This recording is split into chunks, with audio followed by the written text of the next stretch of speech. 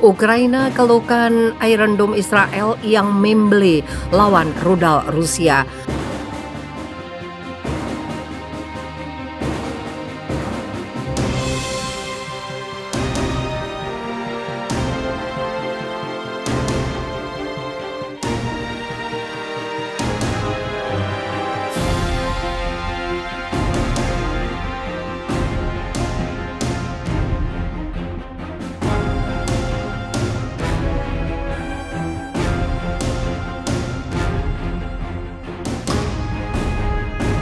Ukraina keluhkan Iron Dome Israel yang membeli lawan rudal Rusia.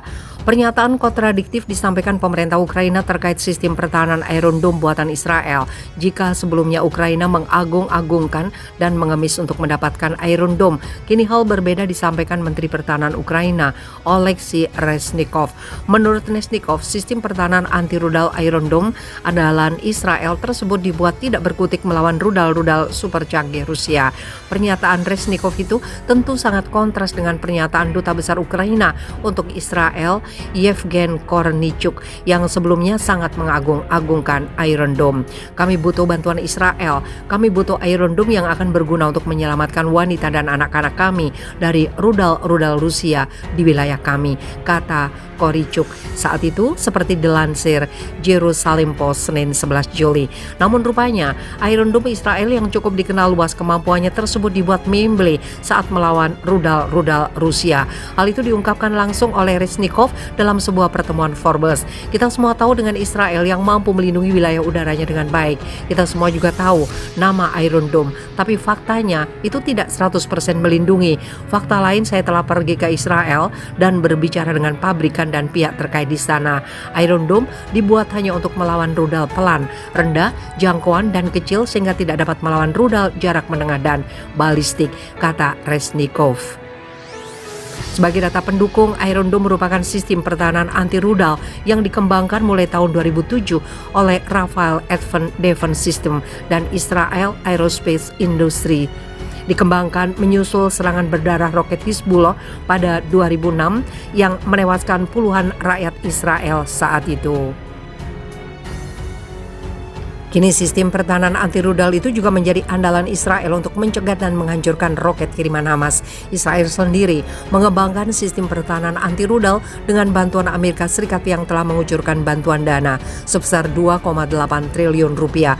Namun sejatinya sistem pertahanan ini memang dikembangkan untuk roket dan artileri jarak pendek dengan kisaran jangkauan antara 4 hingga 70 km. Hal ini yang membuat sistem pertahanan anti-rudal Iron Dome itu kesulitan menghadapi rudal-rudal buatan Rusia yang tentu lebih canggih.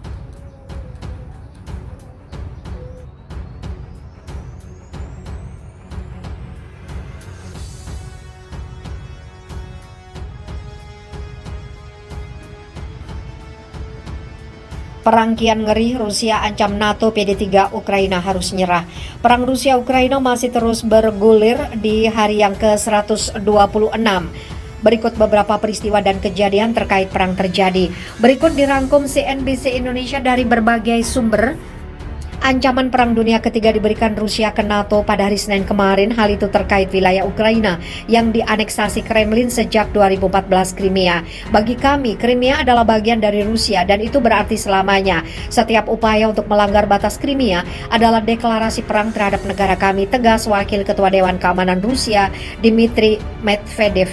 Dikutip Reuters melansir situs berita Argumenti iFakti, dan juga ini dilakukan oleh negara anggota NATO. Ini berarti konflik dengan seluruh aliansi Atlantik Utara.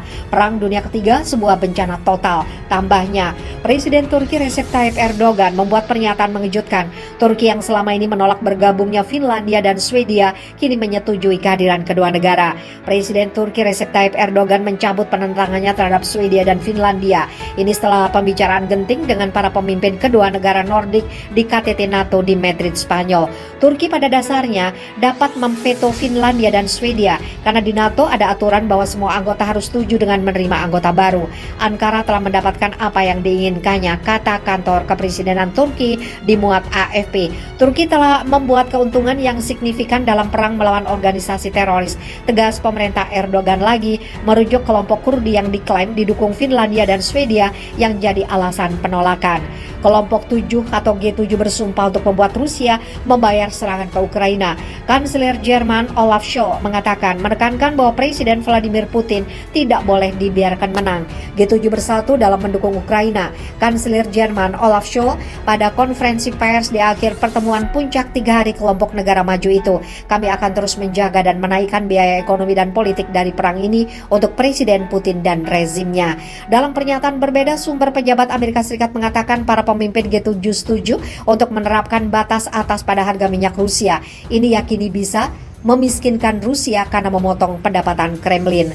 Perdana Menteri Italia Mario Draghi mengatakan bahwa Ketua G20 Presiden RI Joko Widodo telah mengesampingkan kehadiran Presiden Rusia Vladimir Putin di KTT tersebut November di Bali. Putin tegasnya tidak akan datang langsung ke pertemuan puncak negara tersebut. Presiden Widodo mengesampingkannya, kata Draghi kepada wartawan di akhir KTT G7 2 hari di Jerman, di mana Jokowi diundang sebagai tamu Selasa, dimuat AFP. Dia khusus Putin tidak akan datang langsung. Apa yang mungkin terjadi adalah partisipasi jarak jauh, kita lihat saja nanti, tambah Draghi. Negara-negara G20 menyumbang sekitar 80% dari total output ekonomi dunia, sedangkan G7 menyumbang sekitar 31%. Putin bergabung dengan KTT G20 tahun lalu di Roma Oktober lalu melalui konferensi video. Ini karena krisis virus corona. Rusia dalam pernyataan terbarunya mendesak Kiev untuk memerintahkan pasukannya meletakkan senjata. Pemerintah Putin mengatakan ini menjadi syarat agar perang bisa segera dihentikan.